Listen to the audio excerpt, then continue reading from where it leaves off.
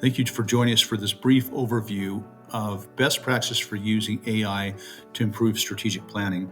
My name is Charles Dayton. I'm the CEO of Tribal Strategy. And in the last year or so, we've utilized AI to really streamline different aspects of planning. Some of the things it helps us do, it improves the speed and efficiency, especially from a research standpoint. We can do a lot of do a deeper dive into data or evidence-based research. And rather than replacing people, it really enhances your creativity. It creates a starting point for thinking where you can see other ideas or best practices for how to address particular problems.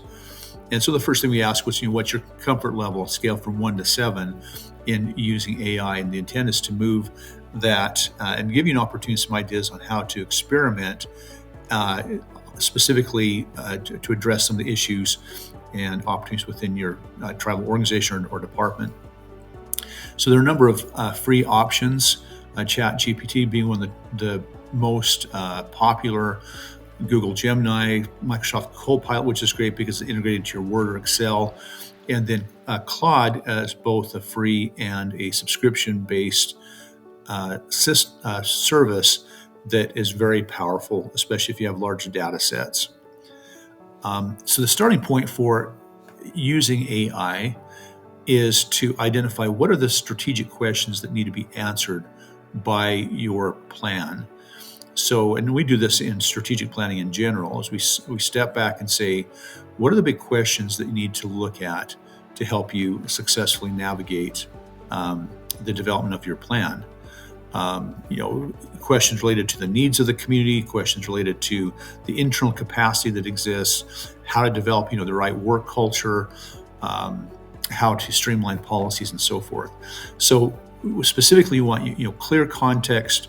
Again, AI learns as you put information in, and the more clear you can be, the better results you'll get. Clarifying as you ask the questions, what are the specific objectives? What are you trying to get from a research standpoint? And also you can put in constraints or limitation so it will be more clear, more targeted in the type of responses that it will provide. And some of the areas that you can use AI for is, we call these the strategic drivers. So generally when you're developing your plan, the type of things that come from this, obviously your goal statements and mission statements and so forth, but even you'll have assessments, you'll have projects that are a result of your planning, that you need to implement certain new programs, new services, and so forth, or you're improving current processes, looking at the organizational structure. Policy procedures obviously is a major component of planning, and then even ideas on how to improve your work culture. So these drivers tend to tend to actually result or be the result in your plan when you look at the actual implementation. So I wanted to share a quick case study on this. This is a Claude AI. And there are, again, a number of things that can be done with this. Working with the tribe last week, a health clinic, and they're embarking in a particular accreditation. So we asked the question, what's a checklist for quality medical home accreditation? Just so that we could create the project for this. And they went through this and created a document, this comprehensive checklist for medical practice prepared patient-centered medical home. And again, it's a starting point for the planning process. It's not the ending point. But the results were pretty comprehensive and very thorough. We've asked questions like, said from a policy procedure standpoint, said what would be approach for write a 477 policy procedure for rural Alaska tribal department. And it creates this document or an artifact that, again, it becomes a starting point. So this took 20 seconds. And one of the things, again, I like about this is is that there are certain projects that would exist within the plan that just take a long time to get started. There's a lot of research, a lot of putting things together, and this just really accelerates, I think, in a really useful way, the best ways to get started. You have a rough draft or preliminary draft, and then you can move into the editing mode and the ultimately decision-making mode with these kinds of items. Other things that you would consider. So with one health clinic in Wisconsin, they wanted to develop an assessment that helps the directors identify where they are relative to competencies for improving quality within their departments. And so we use these survey or this assessment, and we put it into an online survey, just a snap survey for the organization. And the intent, again, is to help them understand where they are.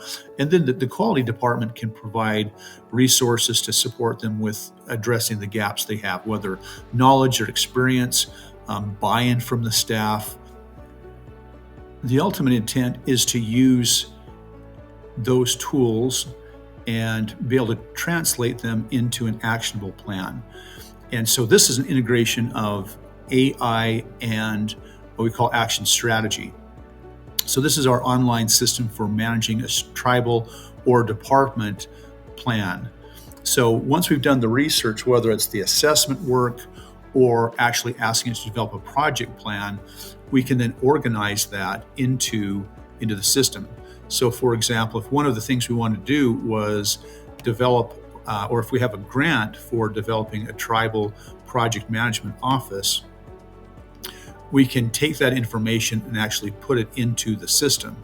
So we might start with the readiness assessment. And again, AI can help design that and give us some information about where people are in their capabilities related to project management. We can assess the staff skills and so forth. So this, again, helps us organize and identify the work to be done. So with the implementation of the plan itself, we're saying, again, this is research and evidence-based action planning. We identify who's responsible for the items, what resources are available, and the timelines. So this becomes an implementation process informed by both the research and actually direct guidance on develop these kinds of projects. Or you might say, if we're looking at AI and we're trying to identify performance measures, we'd say for a particular tribal department, what are some potential KPIs or performance measures that we could consider? And again, it's a useful starting point to really establish that. And then you can put it into tools like action strategy to ultimately be able to track your progress over time. There are other tools that within the system that will enable you to, again, streamline how the planning is done. With some organizations, they send information out. They've got a lot of SWOT information, but it's kind of overwhelming. And so one clinic in Oregon in particular, we took that SWOT information and we ran it through AI, and it just helped us organize the major categories, the major issues that were identified. So it's more readable, more useful as we engaged in that retreat. And so we're able to, again, go through the strengths, the weaknesses, the opportunities and threats, and ultimately develop a more actionable plan based upon the analysis that they had completed. Anyway, we invite you to really research and delve into AI. Again, start with good questions. There's a lot of good tutorials out there that provide additional guidance.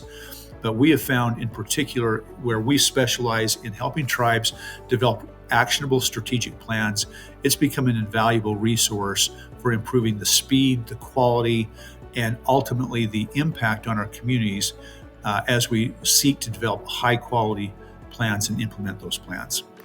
Thank you for participating, and feel free to reach out to us if you have additional questions about these valuable tools. Thank you.